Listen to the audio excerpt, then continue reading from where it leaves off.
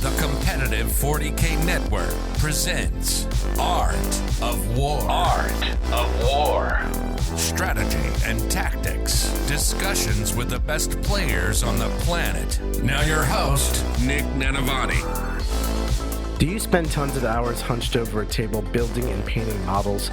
Maybe you're up late at night reading about all the Warhammer 40K lore. Whatever your optical needs, Serious Readers has got you covered. They produce amazing, high-quality HD lighting which simulates daylight indoors. It's amazing for painting or reading, and it's recommended by over 500 opticians. You can use discount code AOW to save £100 on any HD light. That's over $100. Visiting landing page seriousreaders.com/AOW. That's seriousreaders.com/AOW. With the discount code AOW, there's a link below in the description of the podcast episode. Hello, everyone. Welcome back to another episode of the Art of War podcast. I'm your host, Nick Nandavati, and we are joined once again by a special guest this week, Noah Bedome, all the way up from the frozen north that is Canada. Noah, how are you doing? I'm doing fantastic. How are you, Nick? I am doing great. I'm very excited to be talking to you, Noah. We always have such a great episode when we invite people from other nations and other places in the world and places that are often not seen as 40K meccas. But you come from a background that spews 40K. And that's what we're going to be talking about today, folks. We're going to get to know Noah in part one of this two-part episode. We're going to learn about how he plays Warhammer up in the frozen north. We're going to learn about his play style and where he came from. And ultimately, we're going to talk about the army list he took to first place at a major tournament. He's bringing the greenest, the shiniest, and the meanest Green Tide, the newest faction on the block with a brand new codex, the Orcs. We're going to talk about how it all works and what the Green Tide is actually doing on the table and why you need to be aware of it. In part two of this episode, which you can catch on our Patreon, patreon.com/AOW40K, you can subscribe, get access to this episode along with 240 other episodes and our wonderful Discord server.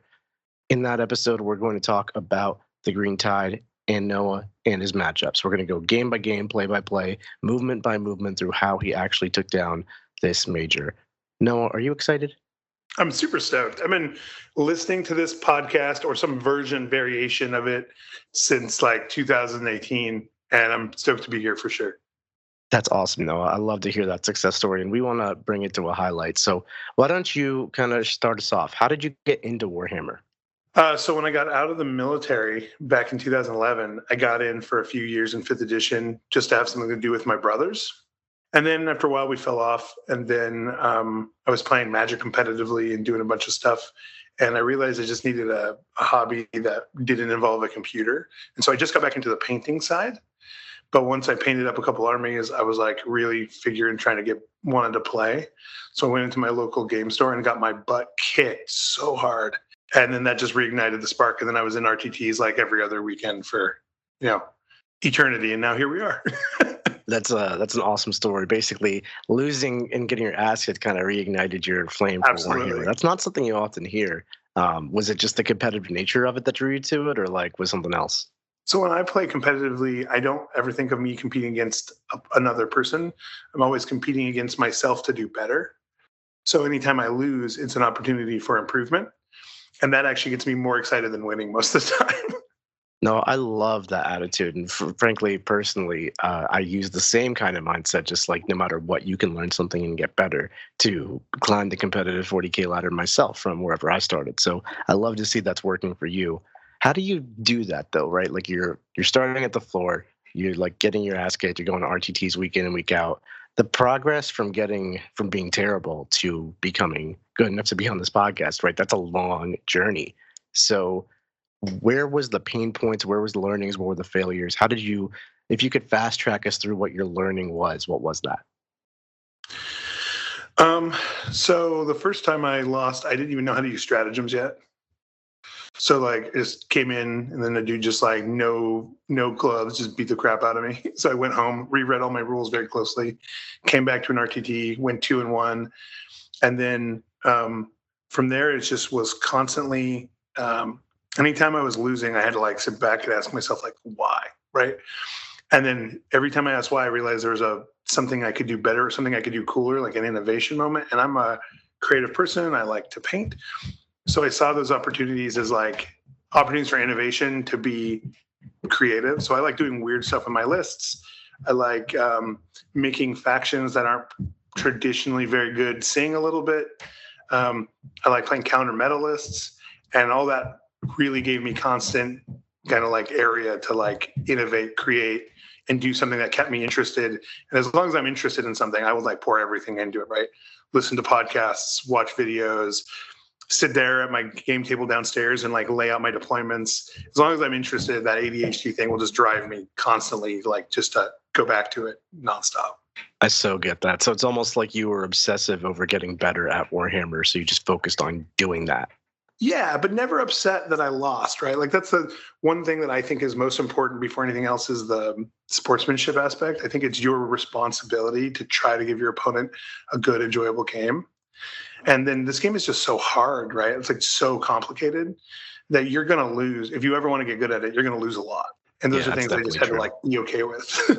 So there's a lot of different layers to getting better at Warhammer. And it sounds like in the very beginning, your challenges were more game knowledge, right? You didn't even know what your stratagems were. Once you learn game knowledge, which is a lot of just repetitions and reading rules and that grindy work, you have to kind of reach a point as a player where you have to evaluate your own choices within the game. It's not necessarily the list, and it's definitely never the dice, usually.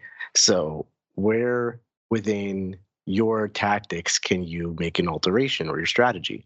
And then how did you shift your mindset, Noah, when you were from just learning what your rules were and learning how to use them to shifting your strategy and shifting your tactics? As I got like the foundations of game knowledge, one thing that I kept noticing is when people beat me, they would do things, they would be using a phase or an ability in a way that like kind of challenge how it's normally used. Like a good example is I would lose a lot to melee armies early because there's just so many really good nuances in like the fight phase. There always has been. Or like, a good example is even in when I was trying to get good at 10th edition, I would keep getting scammed by people doing rapid ingress. And it took me a long time myself to like understand like when that's the right play. Like, and someone even told me like, people's use of things like rapid ingress and the fight phase are the things that really define or separate, the medium player from the player who's going to win an event. And I think those kind of things have always really stuck with me, like that every phase has nuance that you can push it far beyond what's like written in the book. And just constantly looking for those things. And that's really what's sung out to me. That's why I like combat armies. And I like armies that can do I think that tactical ability is the reason I like armies that move, shoot, and fight all the time, right? Marines, Grey Knights, Imperial Knights, I like armies that play in lots of phases, which is weird because I'm a Green Tide now, but... Well, actually, we're going to talk about that in just a second, right? So, like, you said yourself right before this podcast that you are dominantly a Chaos Knight player, and right now you just talked about how you play Ultramarines, Grey Knights, Chaos Knights. These are very elite and very shooting-oriented factions. Shifting from those style factions, especially Chaos Knights, like a low model count, non-infantry army, to Green Tide, like that's like polar opposite. How was that transition for you? Well, I've always actually played two archetypes, but I've only really played one of them in my competitive settings. So I've always played either like go wide archetype, like lots of stuff, or big stompy. And I enjoy playing the big stompy so much. I've always taken that to events. But a lot of my practice games and my team events have been with go wide armies like AdMech, Tau. Back in 5th edition, when I won events, I was winning with Tau. And I went to LVO recently and played like 130 model AdMech army. I only went for 2, but I've always really liked to go wide, like heavy infantry. My first LVO actually was 50 Stalker bolt rifle intercessors and some vehicle support. So I really like mass infantry, and I play that a lot, not in the competitive eye, like in my store, with my friends, with practice games, RTTs. But almost all my GT stuff has been stompy, and it's been really exciting for me to actually transition because I actually like the board control approach better. So it sounds like you have, like you said, 2 main archetypes of factions: the big stompy robots or the go wide, which is basically gamer speak for taking lots of things instead of taking a few very powerful things. Yeah. How would you say that translates to a style on the table? Are you more aggressive with it, defensive with it? Are you focusing on board control or movement? Like, how are you playing the games and where are you putting your emphasis? Yeah, I would say I'm more careful when it comes, especially when it comes to actually in both of the archetypes. But I would say that I'm in, especially in singles, right? Because I mostly play singles, and I know this translates differently in teams. But in singles, my plan is always I'm going to win by a point. Like I'm almost never going for like the big risky plays unless someone leaves a really big opening. I'm always going for positioning and the long game, and specifically looking at how the game is going to play out. Like if I do this, they do this, and setting it up so that things, even if I only win by a point, they end up in my favor. I try never to overextend and never to put myself in a risk that I don't have to take. I know that means I tend to score a little lower sometimes with some archetypes, but it is like, I'm always trying to play like in control of the game. And it goes back to like when I play Magic, I've always been a control player, which is like trying to just navigate and direct the entire game.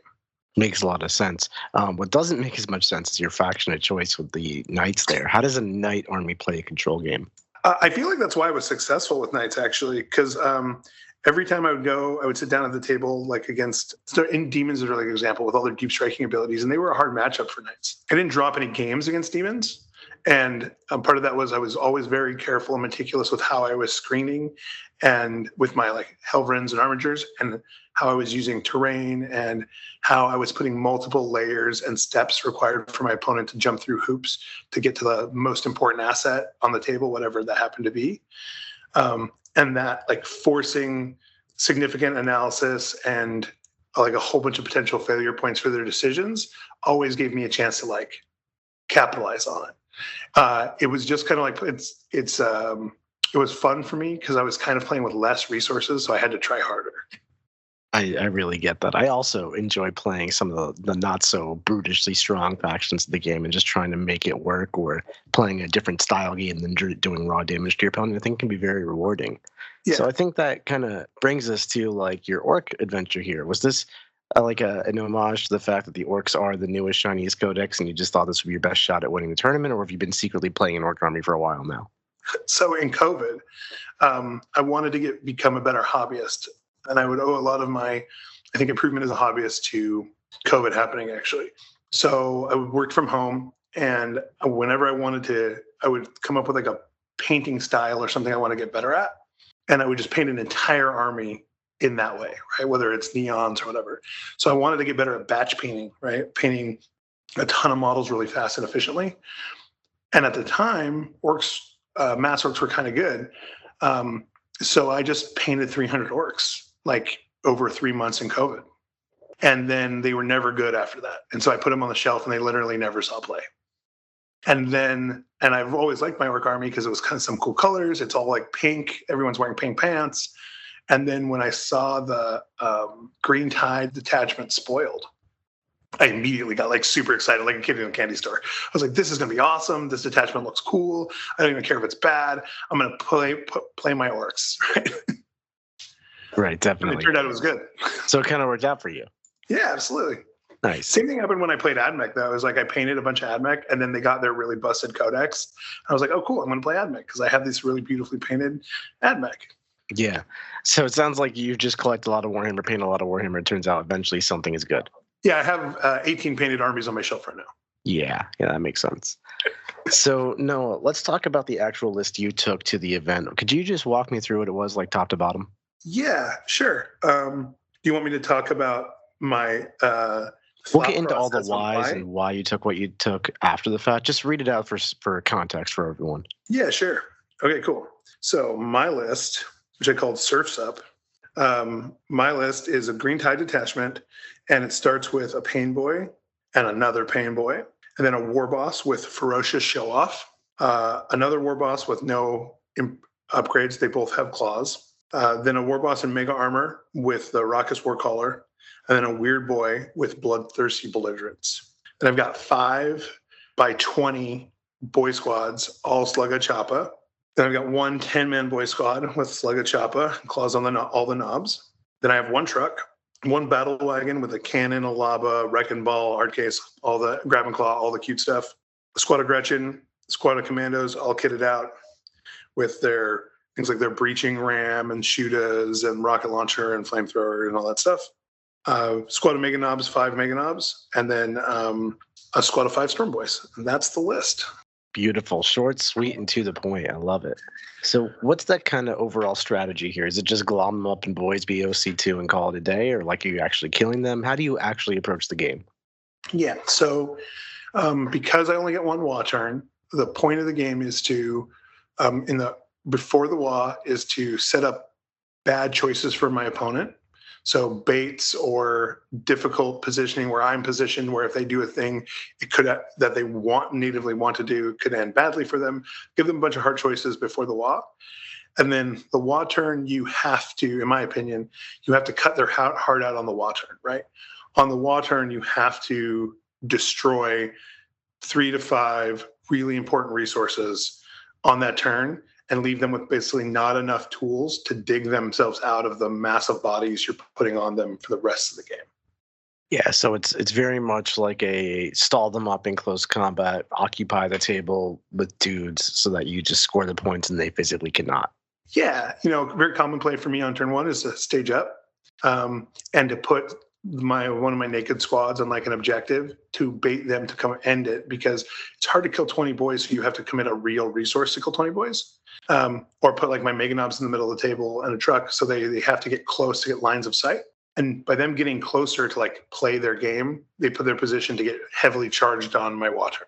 Let's talk about the stratagems and why there's units 20 boys, the characters, like putting it all together. What are the different synergies within the list? Yeah. You want me to talk about enhancements too? Yeah, the whole thing. Okay, cool. So the first one is like probably one of the most simplest synergies is that there's a boss with an upgrade to make him have +3 strength while he's in a squad of 20 boys.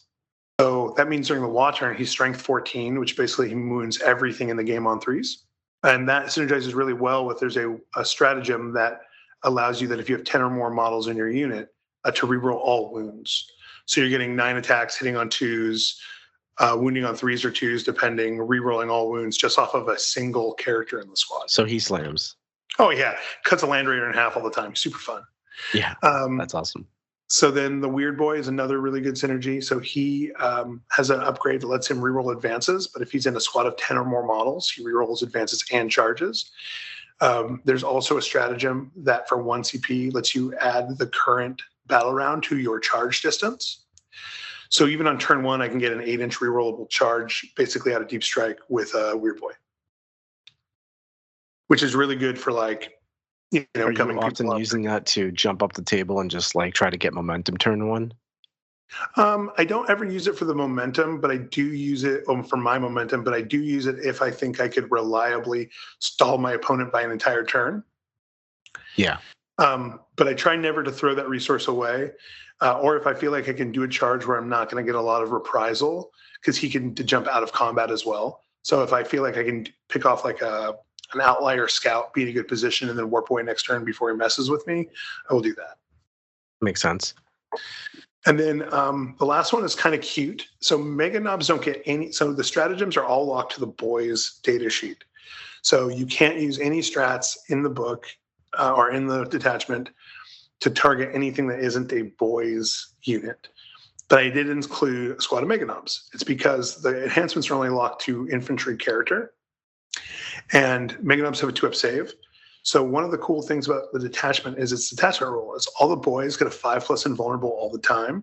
And if your unit is 10 or more models, it also rerolls 1s to save. This makes boys really survivable, but super cute on Mega Knobs because the enhancement on the Mega Boss makes his unit always count as 10 models. So basically the Mega Knobs have a 2-up rerollable armor save. Yeah, it's almost like it's like callback to old school Screamer Star, man. Oh man. I don't know how I feel about this. I love it and I hate it. Stupid broken Orcs. And what's kind of cool about it is because Mega Knobs are infantry, they can do things like go to ground and that kind of stuff. So it's almost like you have like baby Armor of Contempt. Right.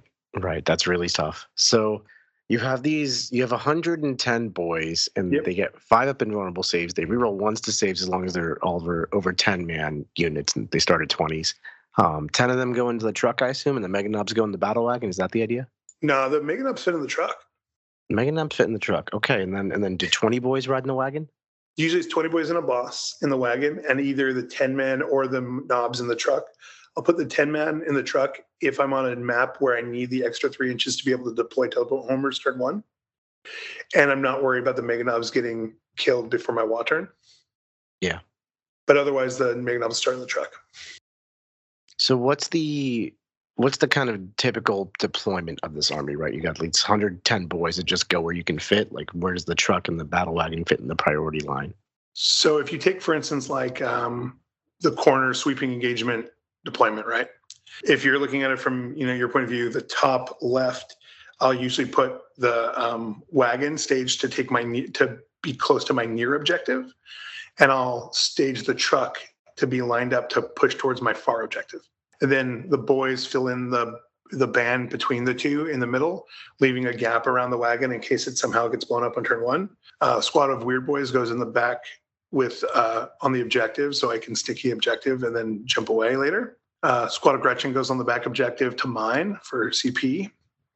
And then Storm Boys usually go up in the air for deep strike. And commandos go somewhere on the board where they're not going to be given away turn 1, hopefully, unless I just have to use them to screen a bubble so I don't get hemmed in my deployment zone. And then I always have one squad kind of on the line staged towards my near objective, and then I have one squad on the line staged kind of facing towards my far objective, and a couple squads in the middle. The guys in the wagon get the Warboss with strength 14. The one squad gets a Warboss and a Painboy. One squad gets a Painboy. The Mega Knobs get the Mega Boss, and one squad gets the Weirdboy. Very nice. So are you like interspersing these big units that are just like they're all kind of lines within each other, or is it like one unit here, one unit there, and then kind of they're sectional? They're usually sectional because I found that if I do the interspersing thing, it does have a little bit of a cost on movement later, because you have to be really careful about like not blocking yourself and moving through, like making sure you left all the right gaps and those kind of things. So I do usually end up them being more sectional. So like I'll usually what I'll do is I'll have the front lines be kind of smaller. So like 4 models, let's say, and they'll be side by side, and then they'll kind of spread out in the back and be wider as they go, and then have a couple kind of tailing around each other at the very back. And that's usually just because of space limitation, really, and making sure I have boys on the line, but I'm also not unlocking terrain unnecessarily and that kind of stuff. Right. So when you're doing all that, basically, are you struggling against people who can basically isolate and destroy you? Like, I'm going to focus this 20 man off the left flank, and then I have some space where Orcs are not going to hit me. How do you navigate around that one? So because of how at least GW layouts work, you usually have to move forward to get a line, to get like a really meaningful set of lines of shooting, unless your opponent deployed poorly. Now, obviously, I don't have a lot of say in like how I deploy because I have such big of a footprint. But I can usually make it so there's only usually like a small line that they can get unless they kind of move up. And that's really what I want them to do, is I want them to like bring a bunch of things forward to kill a 20 man, because that'll give me kind of a protrusion from their side of the army to charge on my next turn. Right. Makes sense. So you're kind of like baiting your opponent into interacting with a little bit of you because it allows you to really activate the rest of your list. Absolutely. Yeah. I think one of the ways you beat this list is by spreading them on too many fronts. And I think anytime my opponent lets me consolidate my power in either one or two fronts, the game goes really well for me. Makes sense. So talk about your stratagems. I don't think we really covered them. We spoke more about your characters joining the units and what they do for all those units. Also, can we talk about feeling the pain on these 20-man Orc units? How tough are they to kill? Against single damage, they're really tough. So without a Painboy, just with the 5 of Invul and the reroll ones, and no bonuses to your and no bonuses to any of your shooting or wounding, it takes 90 shots hitting on 3s, wounding on 4s on average. So 90 net shot, gross shot, converting down to kill a squad. That goes way up if you're rerolling hits if you're sustained, lethals, all that kind of stuff, right? Plus Yeah, one to right. win. And they're T5, so they're kind of chonky. If you add a Painboy into it, it becomes super hard to deal with single damage. But since they're all single wound models for the most part, 2 damage usually goes through them as effectively as if they didn't have a Painboy most of the time, with 1 or 2 outliers of making double 5s. Yeah. Okay. So basically, it's just super durable against lots of 1 damage shots, and that's essentially what you'd expect your opponent to want to throw at you because it's like the highest quantity of stuff. Mass 2 damage does exist, and that could give you trouble. We'll talk about that more in your matchups, which are what we're going to cover in part 2 of this episode, of course. But overall, it sounds like you've got a pretty good baseline of durability and great characters, and your orcs in close combat. There's no need to hit harder in most matchups. So let's talk about those stratagems, like I said. Yeah, they're all fire except for one, in my opinion. So our stratagems are, we have a 1 CP strat. When you target me, it's called Go Get 'em, boys. You target me, I spend, with a shooting attack, I spend a CP, and then after you're done shooting, if I have 10 or more models, I get a flat 6 blood surge move, so I get to move towards the closest enemy unit. If I have less than 10 models left, I have to roll a die and I move that many inches. So that's super cool for making people rethink how close they're getting, what they're shooting, etc. I have a strat that allows me to give plus to my charge equal to the current battle round. So on turn 1, it's +1. On turn 5, it's +5. Yeah, that's a pretty crazy strat when you combine it with a jump, right? So you can save your jump for later. Yeah, oh yeah, it's insane too for making really if you're behind and you have to make some crazy play. Having +5 to your charge opens a bunch of crazy windows. And then there's a really niche one that's really good, but it has very specific uses depending on what your TOs are ruling. So this is everyone in your unit can fight if they're within 3 inches of a enemy model, rather than engagement range or 1 inch. You can only fight with against units that you're currently engaged with. So you have to have at least 1 model in engagement range of a unit to be able to swing on it from the 3 inches. But what it lets you do is some really interesting things on tables where you can block by being 1.1 inches away from the wall, right? You can charge, for instance, if it's a 2-layer ruin, you can charge up to the 2nd level, therefore be in engagement with the 5-inch engagement, and then turn on that strat, and literally your whole unit is going to swing on that. They're just going to crowd around. So there's not really the tried and true tactic to employ against the 20-man boy units would be to take a unit of cultists and have each cultist charge in and really spread out, try to base as many of the orc models as possible to force them to swing on the cultists. But because you can manipulate your engagement range, you could probably get it so that many of the orcs, even if they're based up with cultists, are still engagement range of a different unit that's wailing on you. So you could actually navigate around that. Yeah, because it's worded that they're eligible to swing within 3 inches of anything that their unit is in engagement range of. So that is crazy. So you're all just swinging wherever you want, basically. Yeah, it's really cool to bypass your opponent's trick plays and to unlock options where you normally couldn't get enough models in. Okay, so you hit really hard and you can't really be stopped from hitting. What else do you got? Oh, so speaking of hit hard, we have a strat for reroll 1s to wound if we're less than 10 models, and if we're more than 10 models, we reroll all wounds in combat. That's awesome. Yeah, it really unlocks some really powerful plays when you're attacking with a million models, and it synergizes. I think one cool about all the strats is they all synergize pretty well together. The last really good strat is lets me heal D3 plus 2 models back during the command phase, and it says anytime in the command phase, so you can kind of use that as a second morale.